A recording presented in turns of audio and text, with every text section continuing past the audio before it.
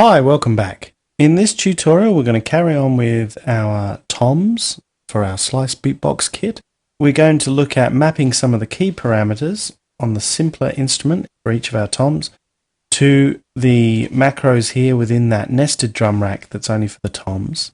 And we're also going to have a look at maybe adding a grain delay to our drum kit and maybe map a couple of the parameters of that to these global macros here. Maybe we'll add one or two other parameters as well, just to give us some global control. And I'm going to use a UC33 controller, because that's the controller I use most of all, and use Live's auto mapping feature to just play about with some of these parameters in real time, just to give it some real creative control and allow some real hands-on sculpting of the sound and to show it in a kind of performance context. So basically I'm going to map the volume attack and decay to these two macros here, and then I'm going to go for filter frequency, filter resonance, filter decay, pitch envelope and volume. I think they're some pretty good parameters to map that'll give us a lot of flexibility and variation in control over the sound. So let's just start off right away. Unfortunately, like we saw in the last tutorial, we have this copy value to siblings function here. There's not an equivalent for mapping to macros, so we're going to have to go through and do this one by one for each of these toms, which is a little bit tedious, but we'll live. Okay, so let's start with the attack, map that to macro 1, and we'll just rename that.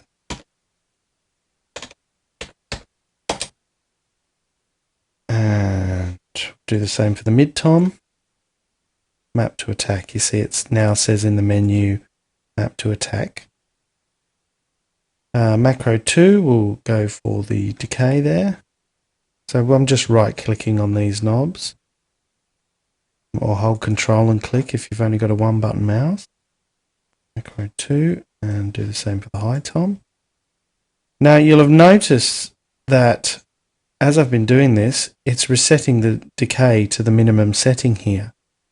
And that's because it's taking on whatever setting the macro is already at, which is really quite an irritating feature or maybe bug of Live.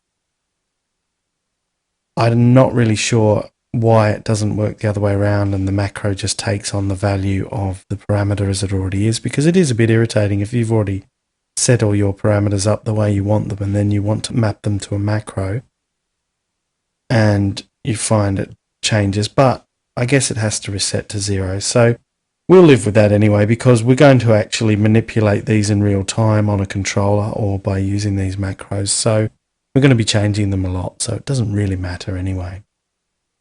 So anyway, we'll rename that decay, and we'll do that. We've done that for all of them. So the macro 3 will go filter frequency. The same for mid tom, low tom. Rename that.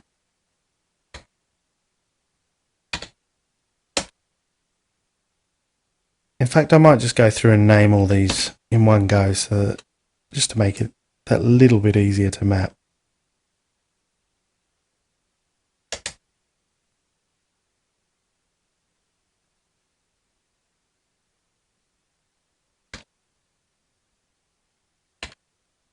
Filter decay.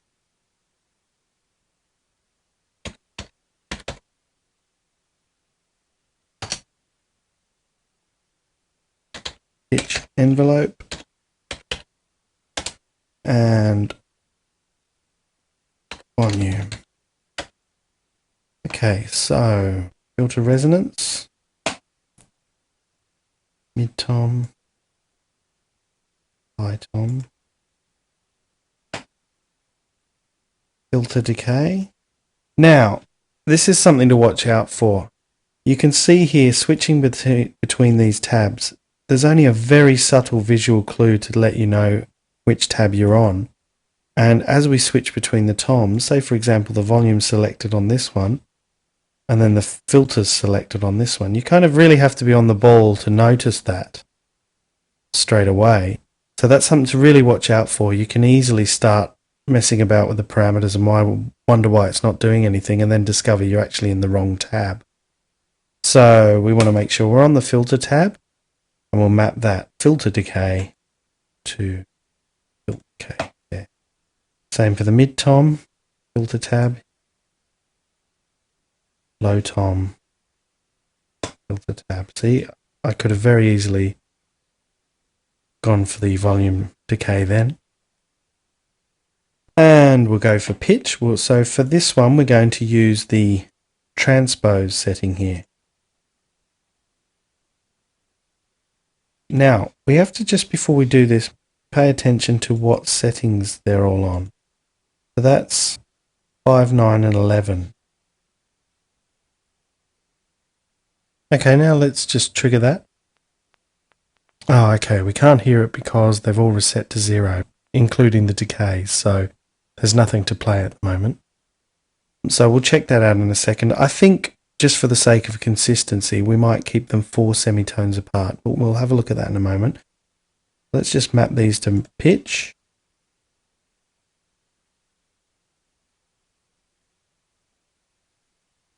Now you'll see all of them got reset to -48 because they're all being reset to 0 here.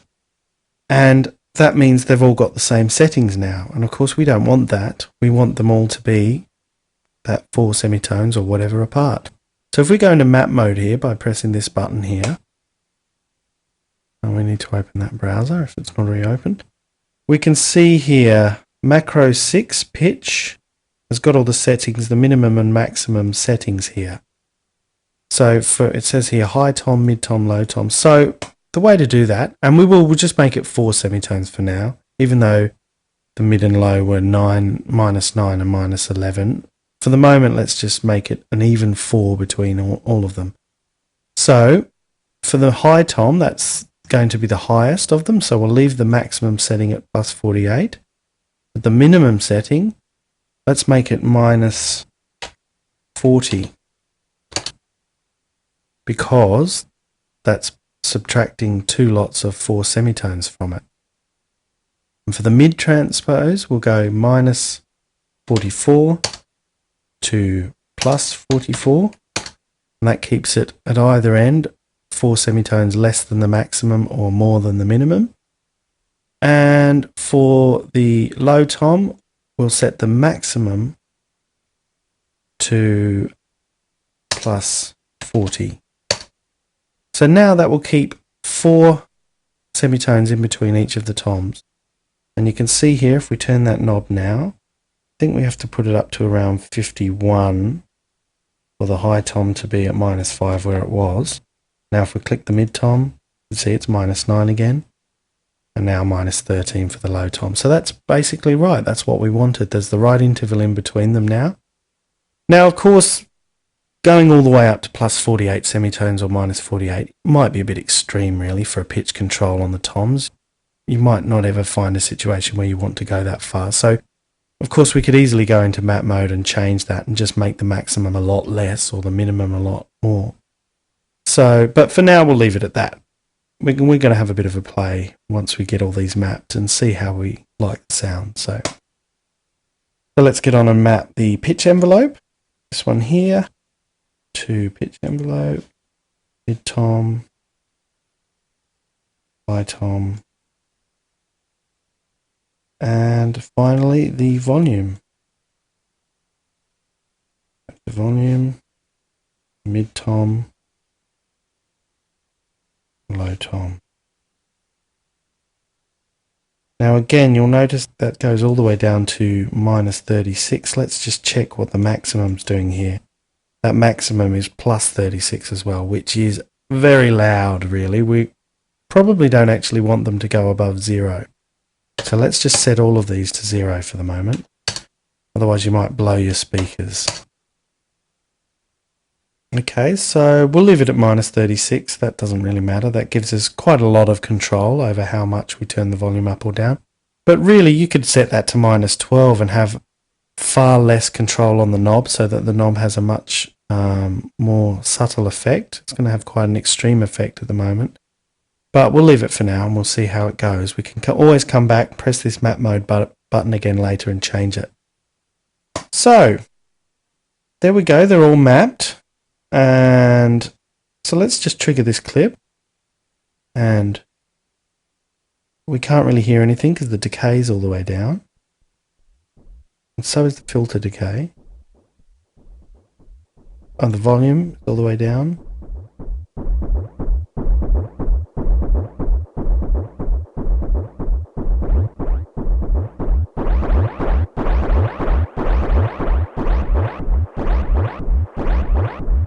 Now that sounds like one isn't mapped properly.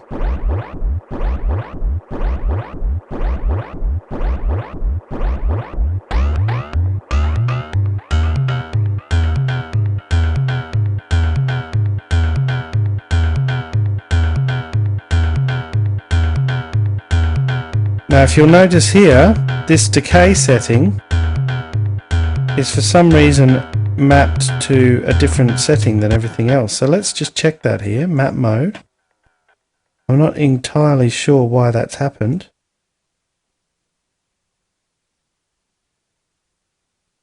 It's not even listed here. So we must have missed that one.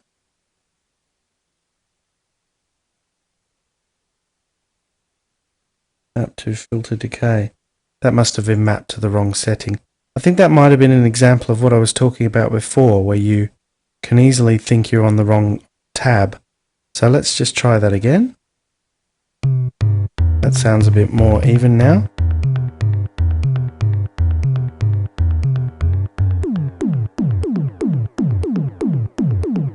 Maybe I'll just turn the delay off for the moment, so we can hear what's going on, or down a bit.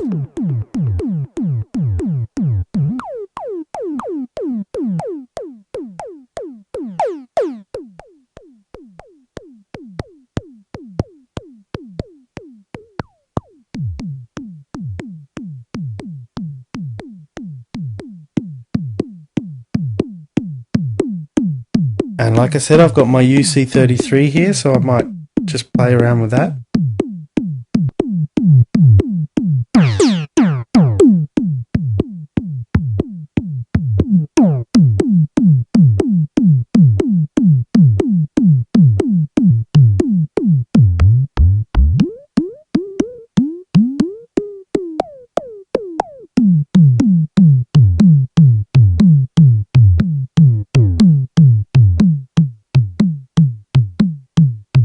I might turn the delay back up again now.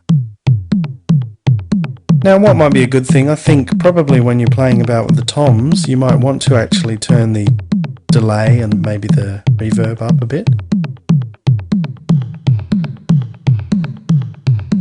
So maybe for now we'll just map these to a couple of the macros. Go with the first ones for now, or no, we'll keep them on the second ones because we might want something more obvious like the kick on the first ones. So if we just map send C to macro 5, we'll call that tom space reverb, put the space in so it goes on to the next line, and macro 6 will go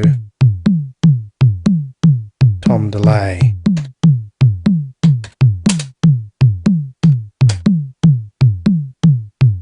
So now, if I just select this rack here, I can use the auto mapping to turn the effects up or down.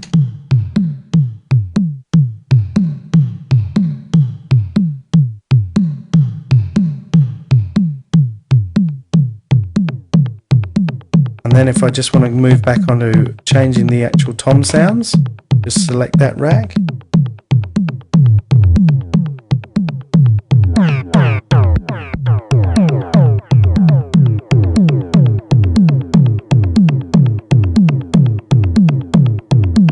Now that's sounding pretty cool. I might just stick a, I might just duplicate this clip here. Control D, Command D on Mac. And I'll stick a kick drum in just to put it into context a bit more.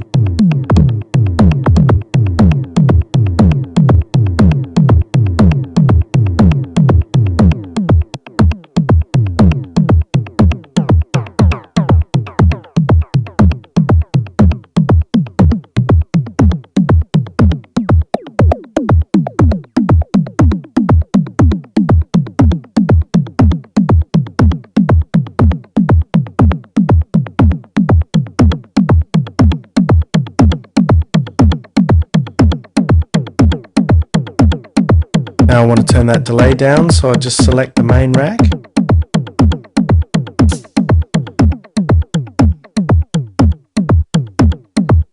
That's using our auto mapping.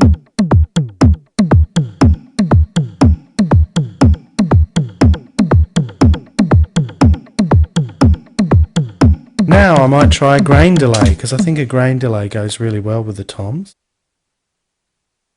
Go to Audio Effects, Grain Delay. We'll just drag one of these presets in, maybe just Rubber Band, doesn't matter really. I'll set that to sync and maybe stick it on 3 here. Let's just try this.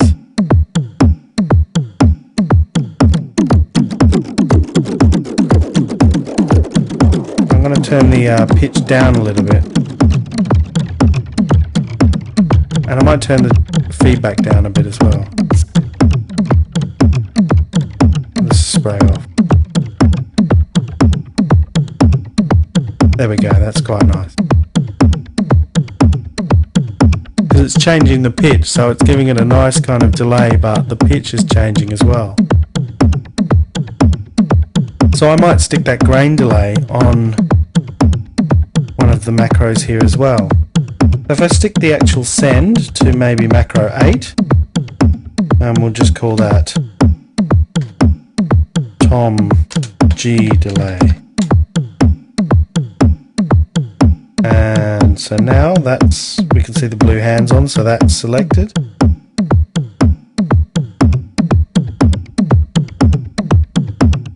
Now what I might do is just actually try the grain delay's pitch parameter here. And I'll map that to macro 7. Let's just rename that first.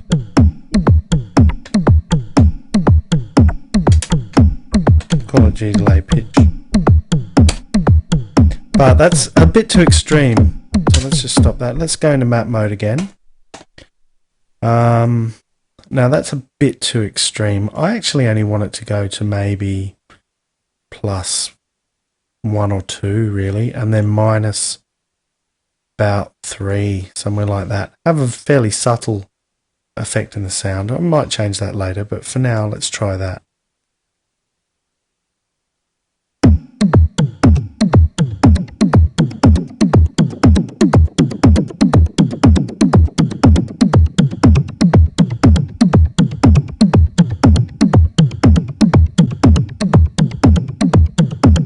Might try a little bit more.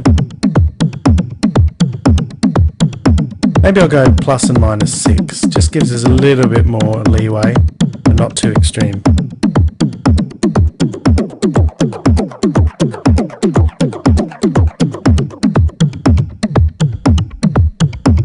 You can see once it gets down low there, because it's a fairly low sound to begin with, it's making it sound a bit too low.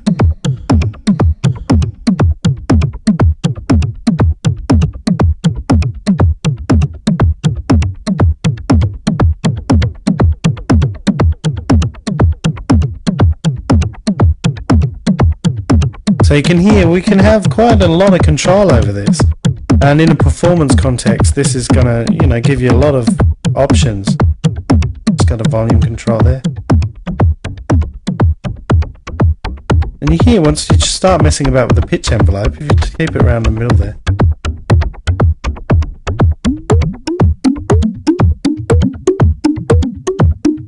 it's almost like having a synthesizer really. I mean, that's basically what it is. It's a drum synth, or a tom synth, if you like, but we've created it ourselves using these very short loops of these samples here.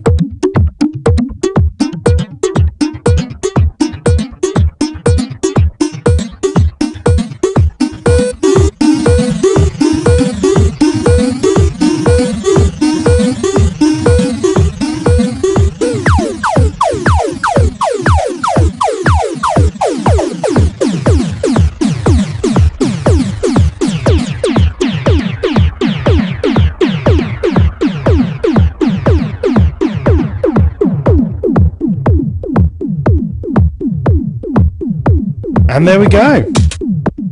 You can see just how powerful that is, and all we've done is really not that much when you break it all down into the simple steps. We've actually done some very simple things. We're just looking at using the simplers as though they're synthesizers.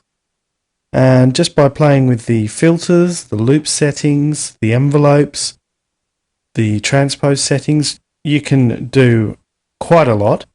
And then by mapping some of these functions to the macros, you then have a lot of real-time control over that. So you can make it sound drastically different just by turning a knob. So that's basically a lot to play around with there, and a lot of fun can be had there.